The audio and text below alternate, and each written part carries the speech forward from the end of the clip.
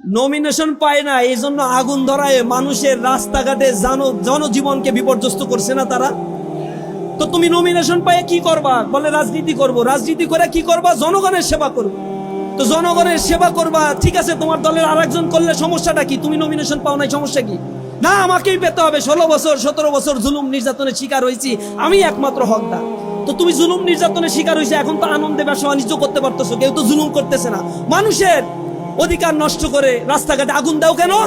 তখন তারা এটা মানে না। মনের ভিতরে একটা কথা আছে যে না, যে নমিনেশন পেয়েছে সে তো এই কেবল ভোট হইলেই ক্ষমতায় যাবে, আর তারপরে যে কোটি কোটি টাকা কামাবে, আমি তো তা কামাইতে পারলাম না, এই জন্যই আমি মূলত রাস্তায় নামছি।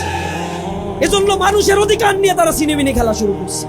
আবার তাদের নেতাকর্মীরা এখন ভোট টানার উছিলায়, মহাসচিব সাহেব বলছে আওয়ামী লীগের নামে যত মামলা হয়েছে সব উদ্যোগ করে নেবে, বলছে না?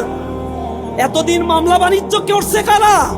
মামলা বাণিজ্য করে কোটি কোটি টাকা লুটপাট করা শেষ, আওয়ামী লীগের কাছ থেকে সব বন্দোবস্ত করা শেষ, এখন তাদের নামের মামলাগুলো উদ্যোগ করে ফেলতে হবে, এখন লাগবে ভোট। এই হচ্ছে তাদের চরিত্র। এগুলো এই দেশের জন্য কখনোই তারা কোনোদিন চিন্তা করে নাই।